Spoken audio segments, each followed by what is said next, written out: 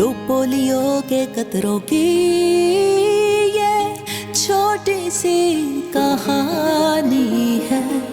ये नन्ही सी उंगली पे जो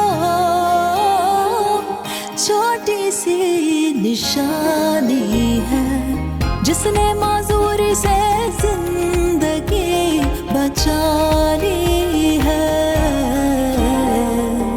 दो पोलियो के कतरों की छोटी सी कहानी है।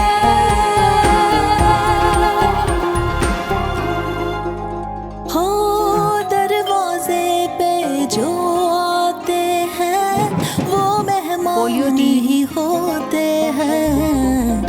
वो रहमत लेके आते हैं और पोलियो से बचाते हैं।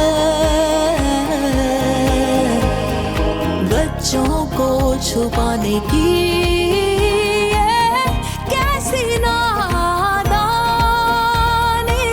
है। याद रखिए, पोलियो जिंदगी भर की माजूरी है, इसलिए अपने 5 साल तक के बच्चों को पोलियो के कतरे लाजमी पिलवाएं, क्योंकि यही 2 कतरों की असल कहानी।